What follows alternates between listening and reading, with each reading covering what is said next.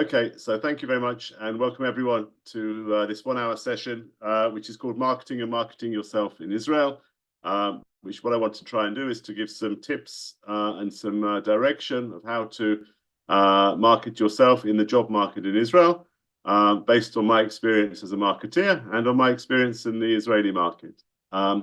This is an interactive session, so I will be hoping that you guys will answer some of my questions and join in. And basically what we're going to do today is two things. Very shortly and briefly, I will give my Aliyah story, because I think it's always nice for Olim to hear other people's stories. And it's particularly relevant because this month I've celebrated 30 years since my Aliyah.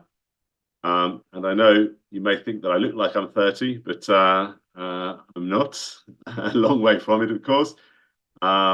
But I'll explain a little bit how I got to where I got to, and then I will talk about how the principles of marketing can help you be successful in your search for a new career in Israel.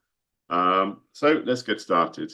Okay, so this is the badge of my soccer team, my football team in England. It's a team called Reading. They're in the third league in England, very unsuccessful team. It's the place where I was born. And raised. I was born in a town with very few Jewish people. But one of my favorite things about the town was to go to watch the football team. So from my own personal history, it's relevant. From my history as a marketeer, it's also relevant because what Reading have done is the opposite to what every brand or product should do. Because if you are a brand or a product, you want to make sure that you always keep your audience happy and always deliver and always go above expectations, where my football team doesn't stop under-delivering, under-succeeding. They're currently near the bottom of the third league, but they're still a brand which I'm loyal to for all the wrong reasons. But I was born in Reading, raised in Reading, worked in England. In marketing, when I was at university, I decided for some reason I wanted to do marketing. I wasn't quite sure why at the time, but it just sounded quite exciting, and it combined business and advertising and sales and research and psychology and lots of media and lots of other things. So I thought I'd give it a try, and I've had my first job, which was my best job ever. I was in charge of Jack Daniels in the UK. So that's the sort of brand you want to take home with you after work. So I worked there for 3 years, and then I got married to my wonderful wife, and we got on an aeroplane and made Aliyah, as I say, 30 years ago. And I came to Israel, and I thought, everyone's going to want me. I'll go to Ulpan, I'll learn Hebrew. And then because I was brand manager of Jack Daniels in the UK, they're going to come running after me. Not the case. I arrived in Israel, went looking for a job, got lots and lots of rejection. People said to me, you're a nice guy, but you're not Israeli. You don't speak the language. You don't know the market. You don't understand how it works here. And this was also before the high-tech boom and before lots of international companies arrived in Israel. So I thought to myself, how am I going to sort myself out, and how am I going to start a career? And I realized that I have to go one step back to go 2 steps forward. So I took a job as assistant store manager in Supersol supermarket, which was the hardest job I've ever done. If I said Jack Daniels was the best job, then this was the hardest job. But it allowed me to do lots of things. It allowed me to speak only in Hebrew. It allowed me to learn about the customers, the brands, the suppliers, the behavior of the consumer. That gave me a good schooling of life here in Israel. And from there, I found a job in a field which was similar to marketing, but not quite the same, which was advertising. This is from Mad Men. I wasn't quite a Mad Men person, but wasn't the guy in the suit in the middle, I wish, or my wife wishes. But I worked in advertising, and then from there I moved back into marketing, and I've been very lucky to have a career working in lots of very interesting and different brands and companies, from being marketing director at Strauss and at Unilever in Israel, and for some startup companies. And today I'm a marketing consultant. I've been doing that in the last 6 months, because 6 months ago I was fired from my last job because of the situation in the market, and found myself thinking, how am I going to rebrand myself? And I remembered I'd done this presentation to Gvahim a number of times, and I applied some of the principles and ended up deciding that my brand is one that can be a consultant. And very luckily, I'm now very busy with my consultancy, as Aviam knows, because I had to move the session a couple of times. And that's what I'm doing today. So that's my story. That's not the interesting bit of today, but just to give you a bit of background to who and where I am. Okay, so now I will talk about the principles of marketing and how to apply them to your career search here in Israel. Okay, so if anyone's ever done a marketing course, the first lesson, Marketing 101, is all about the 4 Ps of marketing. The 4 Ps are called product, price, promotion, and place. Promotion includes advertising and any other promotion. And those are the 4 Ps of marketing. They're the basics of marketing. And what I want to do is to go through how these 4 Ps, if you apply them to yourself, will help you to stand out in the marketing, when marketing yourself to get a job. And you'll end up finding a wonderful career in Israel and living out your dreams. So what we're going to do today is you are going to be the brand, okay? Because when you market something, you want to market a brand. And what does the word brand mean? The history of the word brand comes from the American farmers in the 1800s when all the cows looked the same and they wanted to know whose cow belonged to who. So what they would do, they get a burning piece of iron and mark the skin of the cow, so with a sign that showed it was what belonged to them. So they branded it to show that this cow was different from the other cow. And that's what branding is all about. When you have 2 types of shampoo, one is one brand, one is a different brand, and it shows the difference between the 2 brands. And it's the same with you guys. You're going to be looking for a job, and there's going to be 50 people applying for the same job. You need to brand yourself, make yourself stand out, and be different. And hopefully at the end of this session, you'll have a few ideas how. So to give you some examples of a brand, here are lots and lots of brands. They're very famous. You just look at the name and the logo, and you know something about them. You know what to think about them. You might know about their values. You might know about their expertise. And that's because they've built a brand. So what I want to do is show you some brands, and here what you think these brands represent. When you see the logo, what does it say about them? So you can turn off your mutes, those that can. And if you see this brand, what does this brand, not what is the name of the brand, but what does this brand say? What's it all about? What does it communicate? Innovation. Innovation. Great, Pavel. That's a great answer. What else? Something that you need, maybe not always can afford. Okay, something expensive. Yep, premium. Okay, that's fine. That's also part of what this brand says. The brand also says design. It also says consumer focused. It says it might say some negative things to people as well, but that's what this. All you do is you see one image of a logo, and you know all about this brand. Here's another brand that I guess some of you would know. What does this brand communicate? What does this, when you see this, what does this say about somebody? Speed. Motion. Okay, what else? Speed. Speed. Okay, good. Simplicity. Okay. For a lot of people, it also means success. It means performance. It means individuality. It might mean Michael Jordan. It might mean sweatshops in China. But just by seeing one small icon, you understand what somebody is all about. And we'll do one more. Anyone know what this one is? So this is Tesla. That's Tesla. What does Tesla say? Innovation. Innovation. Great. Yeah. What else? Technologies. Technology. Future. Future. Good. Maybe environment because it's green, because it's electric. Maybe it's performance because they're fast. Maybe it's a crazy anti-Semitic owner. It could say lots of things just by looking at the logo. So what I want us to do is for you to sum up in 3 words what your brand is. What is Daniel Karp's brand? Okay, if you want in 3 words, and I'm talking about the brand when you're going looking for a job, because it might be different in your social circles. I mean, to be funny and whatever is nice, but that's probably not what you're looking for when you're going for a job. So what are the 3 things that make you different and stand out from everybody else? Take a minute to write them down, and I'll ask a couple of you to give examples. How does your brand, the Igor Stepanov brand, how is that in the market? What's it trying to communicate? What is the Dmitry Kartas brand? What does that say? What are you? How do you stand out? How are you different from other people? What's the Sarah Brunette brand? Or the Danielle Bocker brand? When you're going for a job, what is it about you that is different or interesting? It can be related to your experience. It can be related to your values. It could be your education. It could be your skills. It could be your character. But 3 words can sum up who you are. I can say Ukrainian Russian speaker and deliverable. Okay, great. Someone that delivers, Russian speaker. Fine. Okay, so that's your brand. I would say those are inspiration, development, and integration. Okay, great. And one more person. And experienced, broadly educated, and easy to get on with.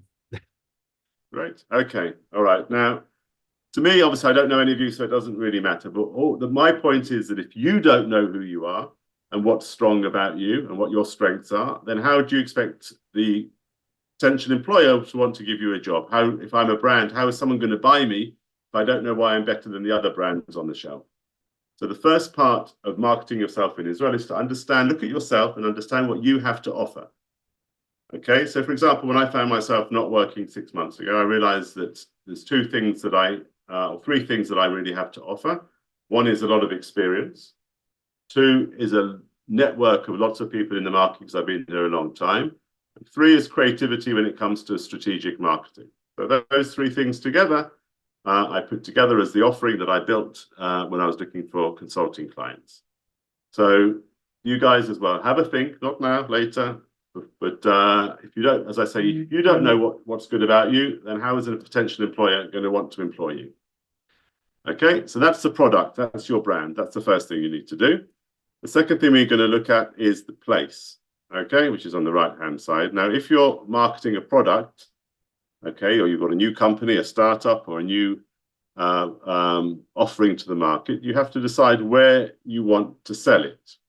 So that may sound like a silly question, but there are a lot of options out there. And if you don't know where you want to sell, you won't be able to build your proposition well enough. Because if you want to sell in a supermarket, a large supermarket like on the top left-hand corner, you want to make sure, for example, you have really good packaging that stands out on the shelf. If you want to sell in a B2B environment, then you want to have a lot of technical background maybe to explain. If you're online, it's different. You don't need packaging, but you need a great website. If you're in a specialty store, then you want to make sure that you're suitable for consuming on the go. If you want to be sold on Amazon, you need to make sure you can set yourself up properly. So you need to decide where you want to sell yourself. You can't sell yourself everywhere because as an individual, one person, you don't have the resources. You can't apply for every company in Israel.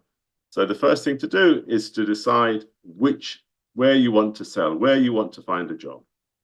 And if it's where you want to work, then there's lots of different options, and you need to think about it. Do you want to go in an international company or a local company? Do you want to work in a large company or a small company? Do you want to work in Russian or Hebrew or English? Do you want to be in a startup or do you want to be in a government body? Do you want to be working full-time or part-time? Do you want to be in the public sector or the private sector? Do you want to be in consumer business or in business to business? Do you want travel? Yes or no? Do you want to be a non-profit or for-profit? And once you've gone through a process within yourselves of deciding where you want to sell, then it'll help you in your search because you'll be able to focus your search to the place that is relevant to where you want to work.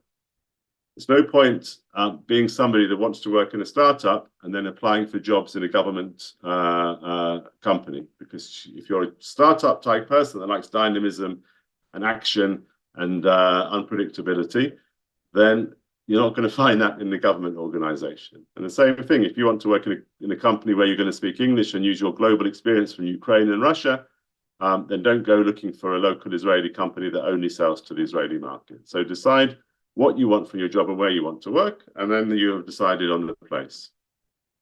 Okay, I don't need to know that. We won't do this now, but for yourselves, sit down and decide where you want to work, because when we start looking for specific places, it will also help you. Okay, the third P in the marketing mix that I want to talk about is price.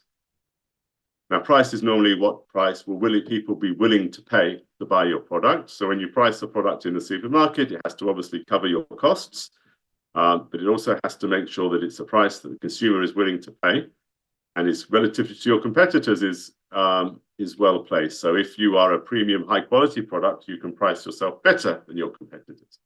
But if you are a poor quality product, then your pricing needs to be lower. Now, For this, for my presentation, what price are you willing to pay actually refers to the place you want to work.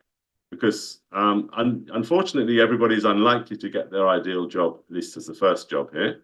So you need to decide, once you've decided in general where you want to work, you need to decide what price you're willing to pay. For example, I'm desperate to work in high tech, so I'm willing to work not in my field, but in a different field in order to get experience.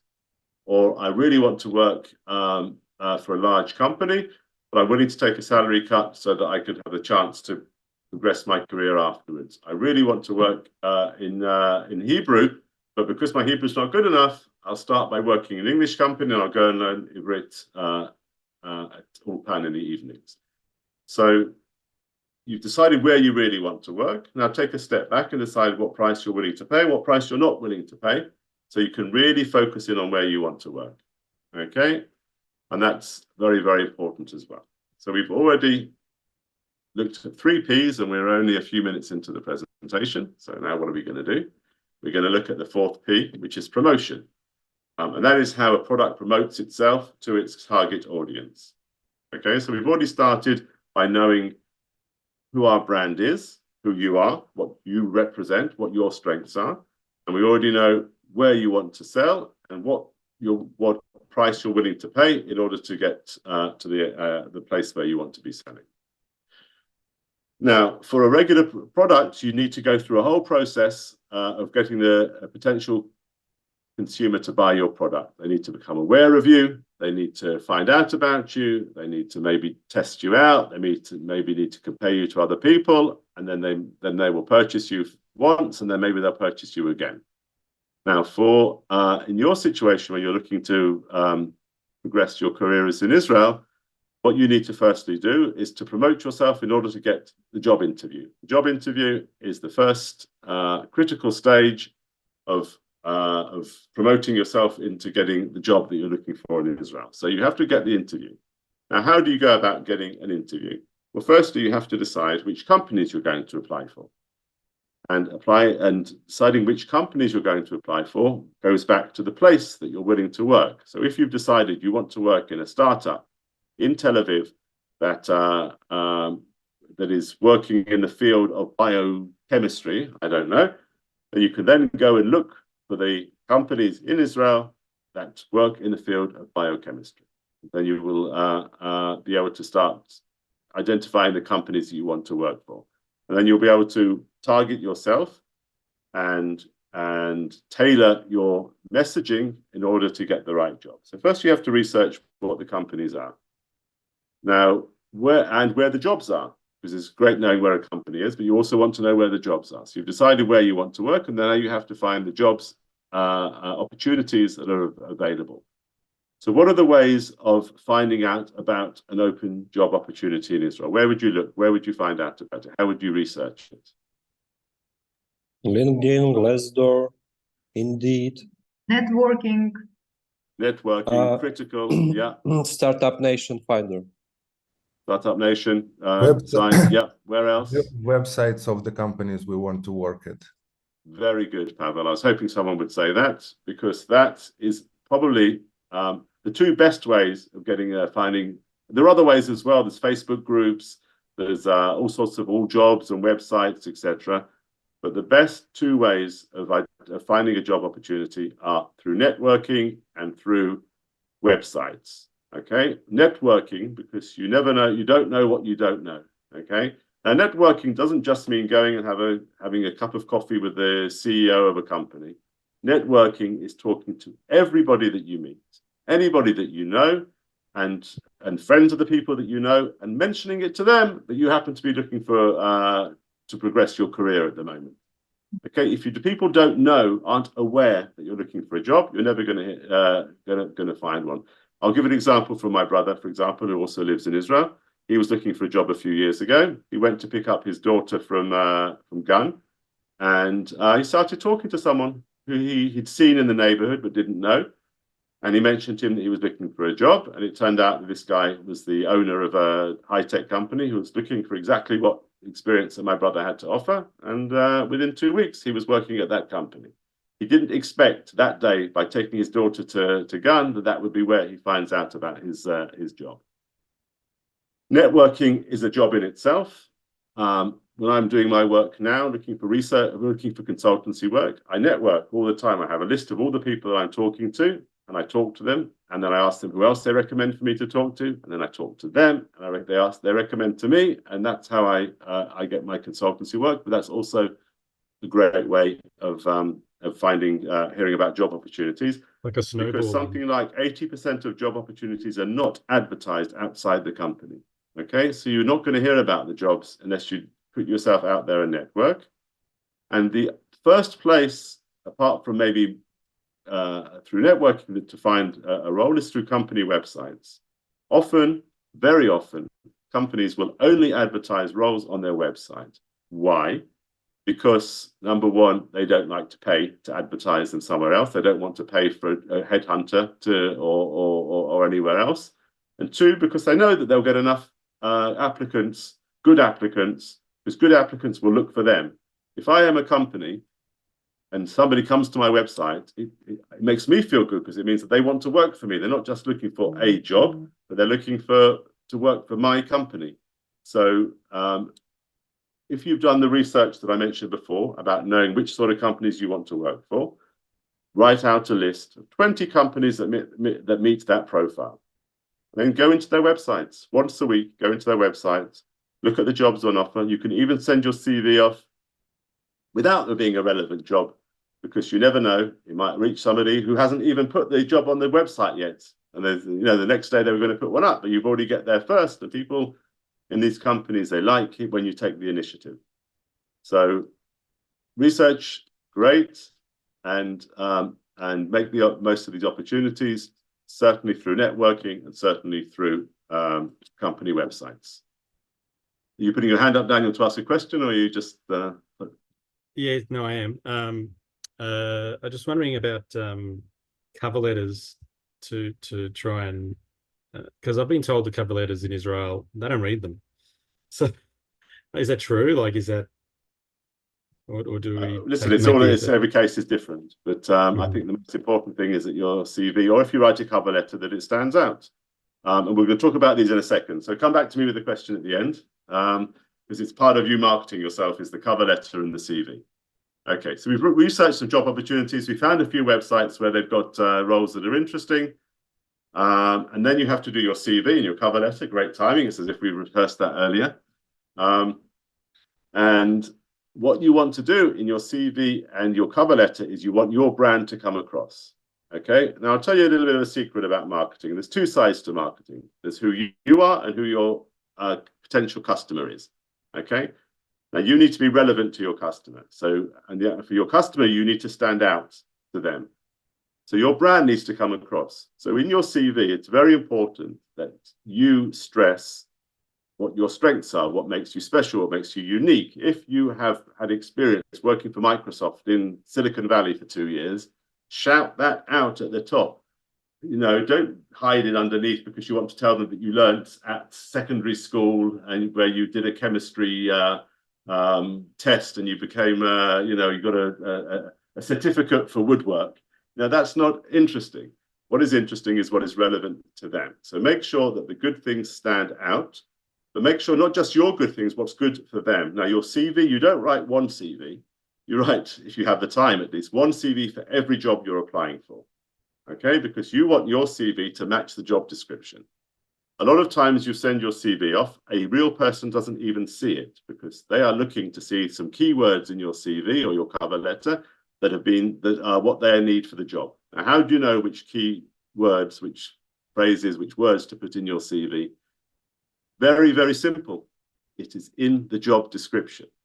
If the job description says 8 years plus experience with a global company using Java, whatever, then make sure that it's if you have this, of course, I'm not saying to lie, because you will be found out and it's not worth it, but you can bend the truth, but not lie. Make sure that you tell them that you have 8 years experience, whatever I just said, I've forgotten, with the Java language. And that has to stand out in your CV. And then your brand is going to stand out because they'll see, wow, this guy or this girl is exactly what I'm looking for. But okay, and make it stand out, because you need to, if you are exactly what they need, then you're more likely to stand out in the employer's mind. You are a brand, so make sure that your brand comes out nicely. Okay, which obviously means that your CV needs to be nicely designed. This isn't a CV session, but it's just a tip how to market yourself. Your CV is the first advert that you use, because it's how people are going to actually see you for the first time. Some people put photographs on their CV. Certainly use a nice design, make sure it's not too crowded, make sure the key points come out. Once again, they don't really care at the first stage whether you coach at your local rugby team when you were 12.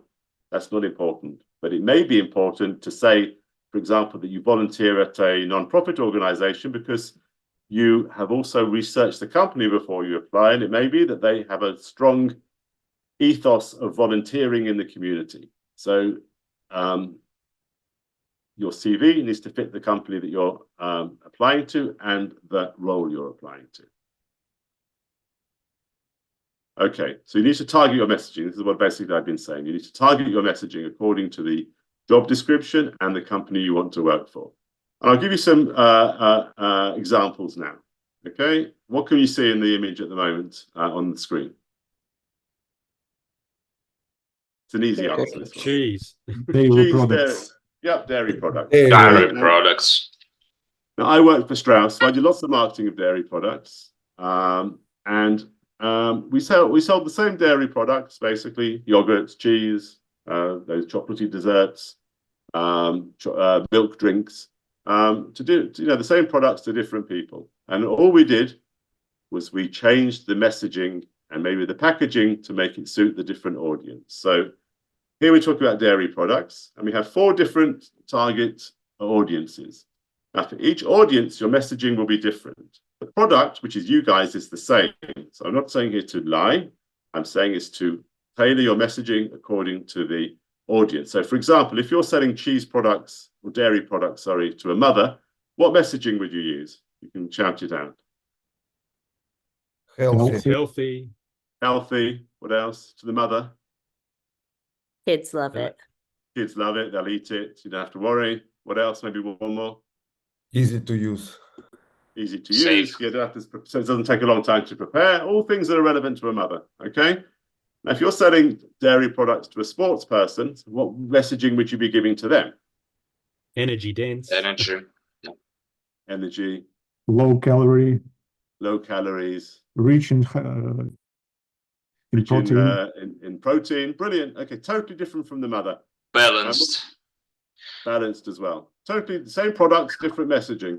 What about to the child? Tastes great. Tasty. Tastes great. Funny.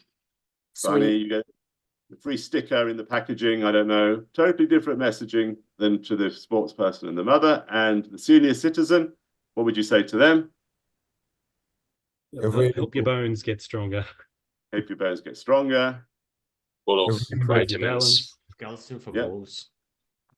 Maybe that it's not expensive, maybe that it's etc. So the message here is quite simple. That you tailor your messaging to your target audience. So if you're talking to a company that is a global company that is expanding rapidly, that is this and that, then your messaging is different to if you're going to a small startup that is just employing its 3rd person and is looking to grow that way. So target your messaging. This is the key to marketing. It's the key to marketing yourselves. Make yourselves attractive to the people who are looking.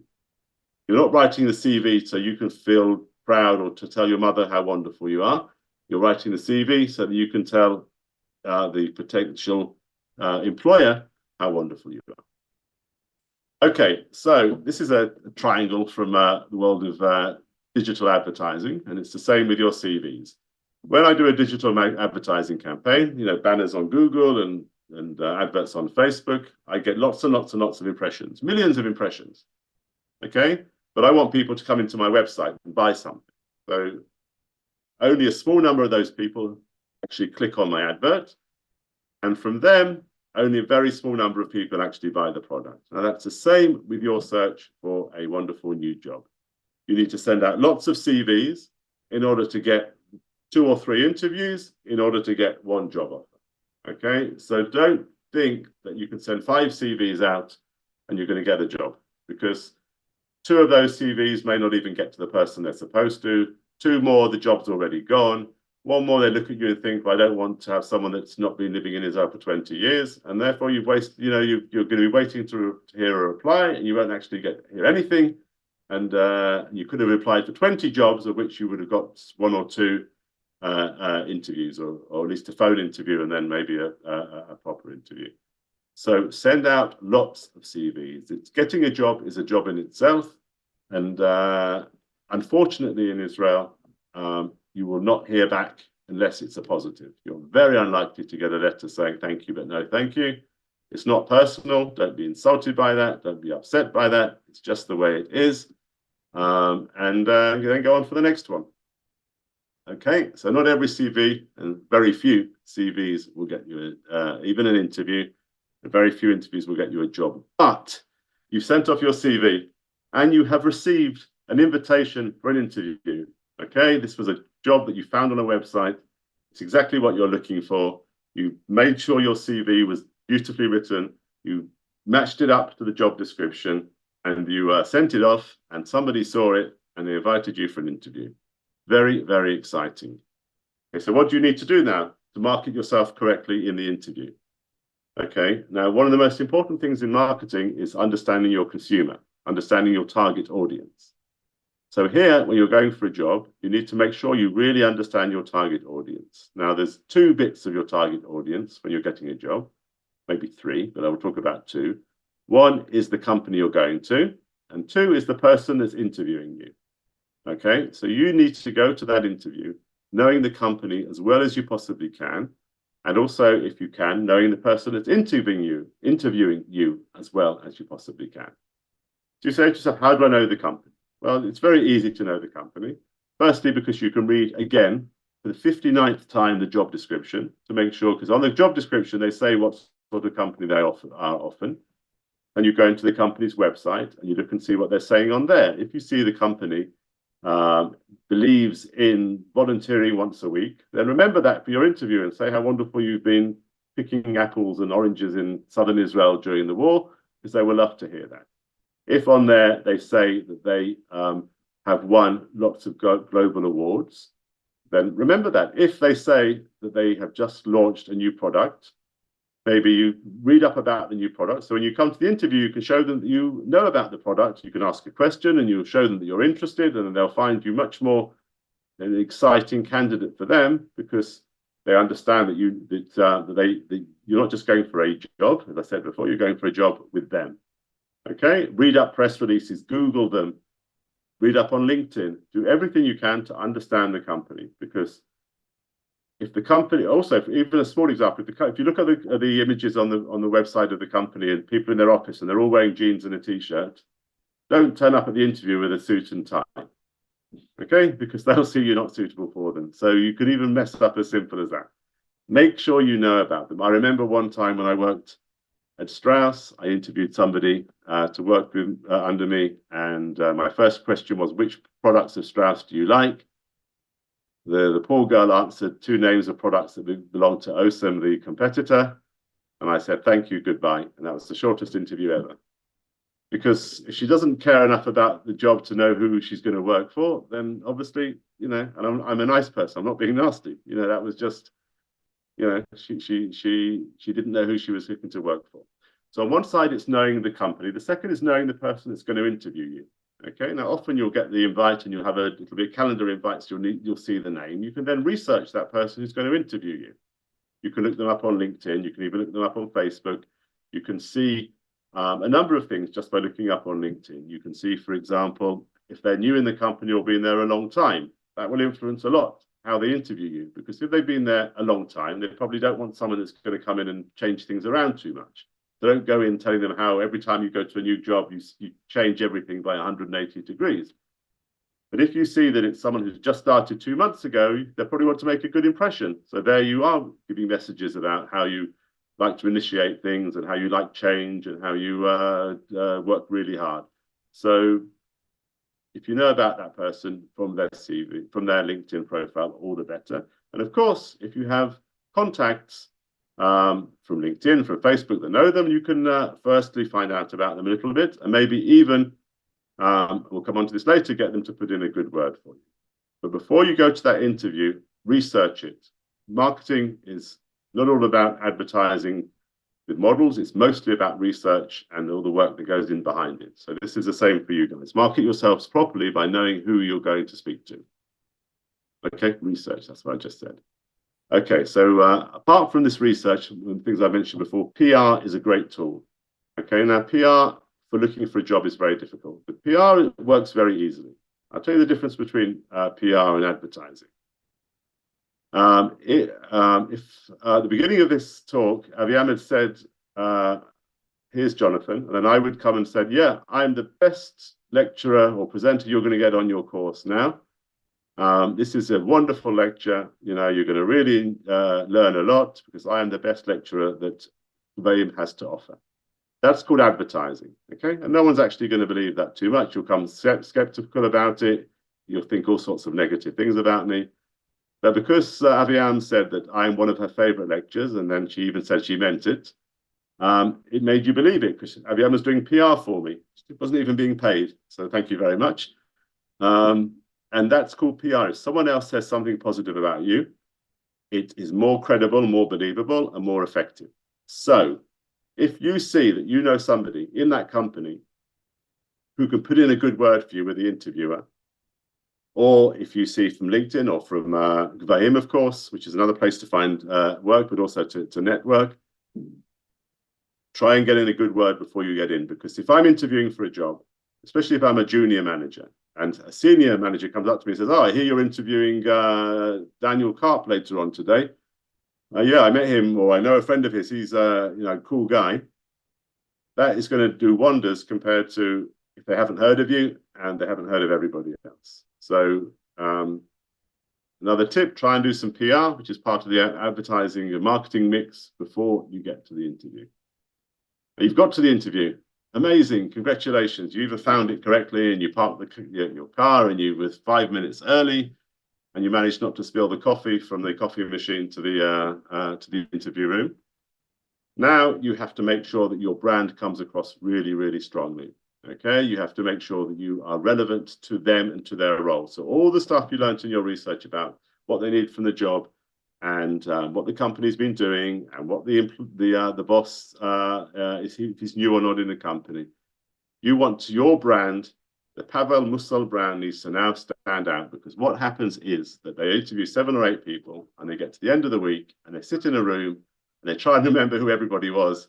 And if you're one of the ones that stands out because you came across well, because you left a brand, because you were relevant to them, because you were relevant as far as experience and personality goes, then you have a far better chance of getting a job than somebody that doesn't stand out. If you are the Nike of the interviewers, if you are the Apple of all the people that have gone for the job, then you're going to stand out more than if you're the Samsung or the I don't know, the Puma of the world. So be in that interview, make sure that your brand comes across, you know what your strengths are, you know what they're looking for, make sure you communicate them. If they ask a question and you have in your research realized that it's important to say you have global experience, make sure that in your answer you tell them that you had global experience and give the example of how you had a meeting with Steve Jobs at Apple and how he said how wonderful you were. You want to make sure that you deliver your brand as well as you can and make it relevant to what they're looking for. That's what it's all about. So research and then messaging are very important. And as I say, target your messaging to what they're looking for. The last thing you do before you go to the interview is you read the job description again and the experience they need and the job description to make sure that you have all that to offer. And when you're there, you have to communicate in this interview. You need to communicate very effectively what you want to put across. So before you go to the interview, think about the obvious questions they're going to ask and decide what your answers are going to be. They're going to ask you about what you've done before, what your previous job and work experience is. So make sure that you tell the bits that are relevant. Israeli companies tend to like people who have done something similar to that role before. I know in other countries, sometimes in the UK at least, or in America, I just don't know with other countries, they're looking for the potential to be able to do that job. In Israel, more often, they're looking for someone that's already done something very similar. So make sure that your examples are very similar to what they're looking for and to what they to the company needs. Have answers for the question of what your successes were. Make sure the stories you tell are relevant to what they're looking for. Because if they're not relevant, the person will get very bored, they won't remember you, and you won't have presented your brand, communicated your brand of who you are as well as you possibly can. So make sure that you have answers ready for an error that you made. People love that question, something you learned from. Have them ready, because if you miss your opportunity to communicate your brand, then you'll miss the opportunity to stand out in that job environment.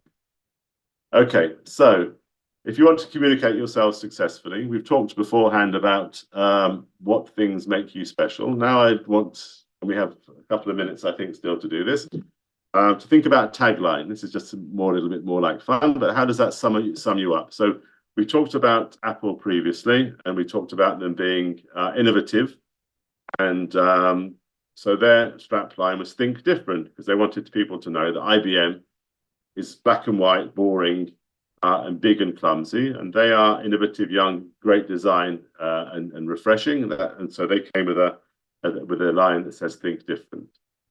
Nike, of course, come with just do it, because they want to show that anyone can be the most superior athlete of themselves. They can achieve, they can and have aspirations and achieve them.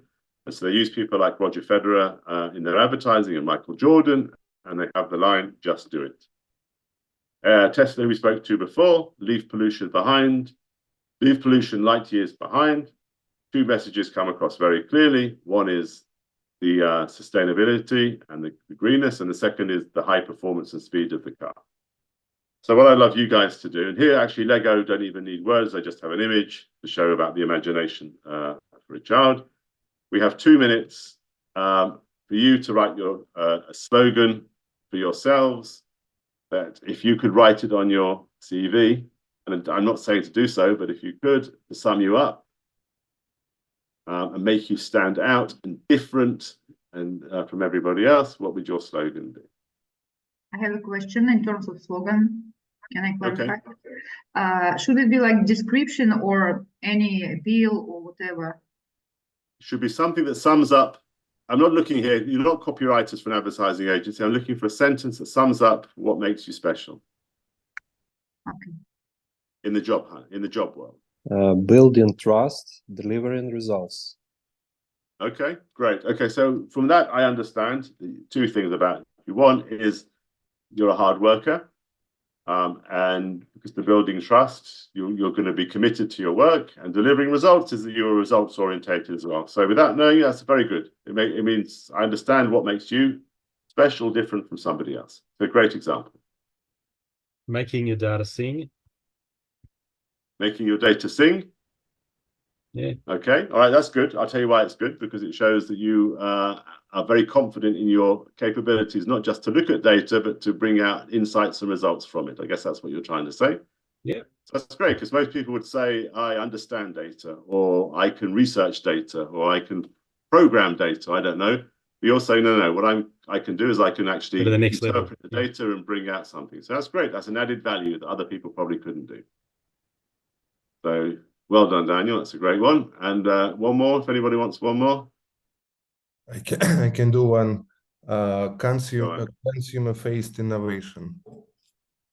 Customer-facing innovation. Okay, so what you're saying there, Pavel, is that you, I guess you're in some sort of programming or some sort of engineering field, and you're saying not just that I do it, but I'm actually looking at the customer, what they want. I'm not just doing it without understanding the needs of the customer.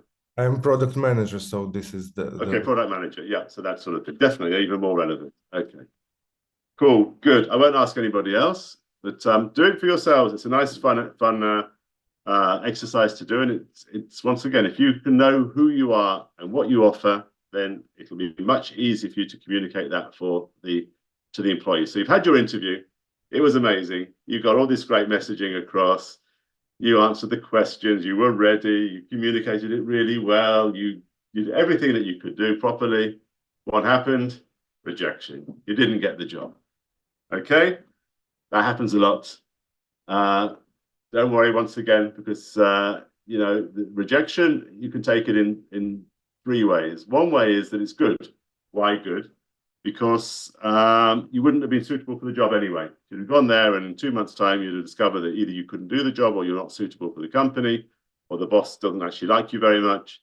So it's good you got out for free. The second thing that it can teach you is that maybe some companies will have a conversation and let you know where the gaps were. And that can help you understand, maybe they will say a gap, which actually isn't a gap, but you didn't communicate it well enough. It's always worth asking. And once again, most might say no, but asking, you know, if you could get some feedback at least on why you weren't chosen for the role. And the third thing is for yourselves to go back through and think, what could I have done better? You have to learn from rejection. You have to go through then the process all over again of sending out lots of CVs, researching the companies, strengthening your brand, communicating effectively. And if you do all that, then in the end, you will get your victory. You will lift up the trophy. You will be offered that job that you're looking for. And you will start or continue your careers in Israel. And there's me living my dream, unfortunately, just a photograph and not reality. But if you build your brand, understand your brand, communicate your brand, research your opportunities, then I believe that success is only a matter of a few steps away. We have a couple of minutes, so if anyone has any questions about the presentation or about general questions about the job, looking for a job in Israel, then this is your chance. There is something in the chat which I didn't look at before. Someone gave an example of their slogan. Okay. All right. If anyone has any questions, this is the moment. If not, that's fine as well. Okay, go on, Yeah, Pavel. thanks, Jonathan. Really a good presentation that summarized the marketing approach. My question might be what maybe not to do, or maybe some red flags that you see in promoting of alims that we shouldn't do for sure, maybe from that point of view. Okay, so for any brand, you do have to put your good side forward. Okay, so you're not going to say what's bad about you, you're going to say what's good about you. But for any brand, if the expectations are too high, if you promise something much more than you are, then there'll be a bigger disappointment. So don't come to the interview. If you once had one meeting, you live in Russia and you went to Ukraine once, and then you say, I've got large international experience of working in European countries. Okay, in a way, it's not a lie because you've worked in European countries, Russia and Ukraine.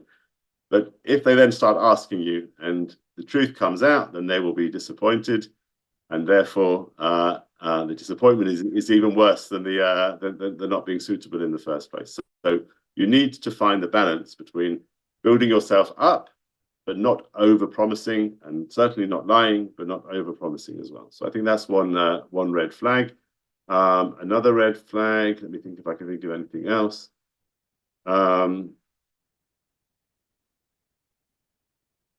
Is in the interview, once again, it's good to know about the company, and it's good that you've done your research, but don't come over too keen, too desperate, because if you come over too keen, they might perceive you as being too desperate, and nobody wants to take somebody desperate.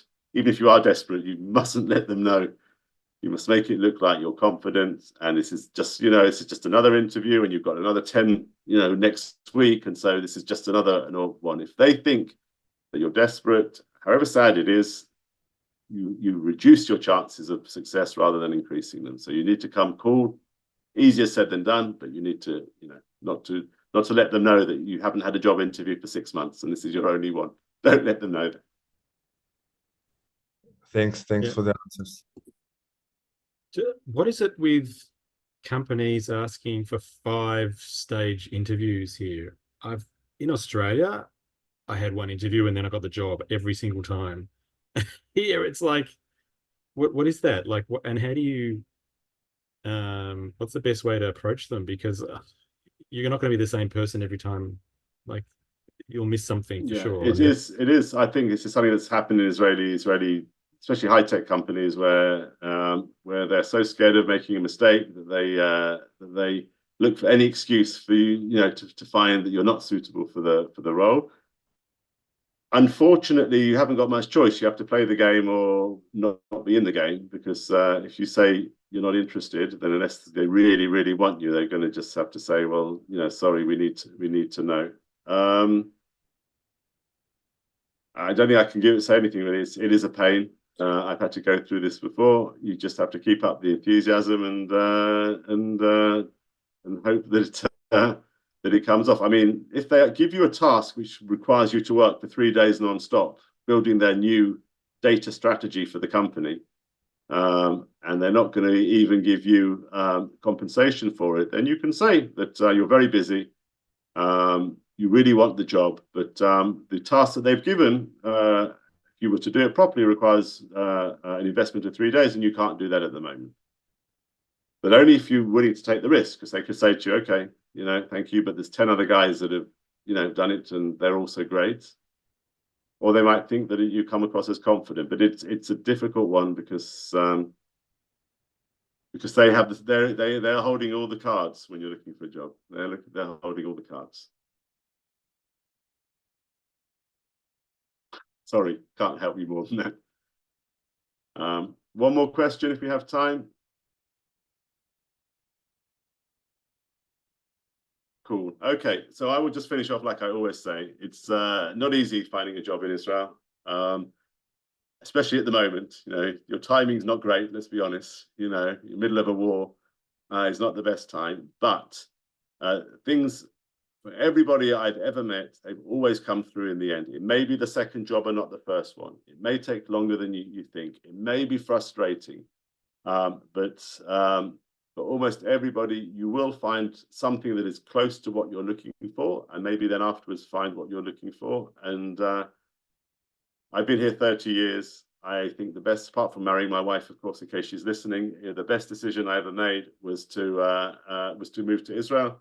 And it has not been easy, but it's a very special place, and I wish everybody all the success in the world. I am available on LinkedIn and on the Gvahim network, and so you're welcome to connect with me there. And on the way of networking, if you hear of anybody looking for a marketing consultant, then don't forget me. That's networking. Great. Thank you. Good luck, everyone. Bye-bye.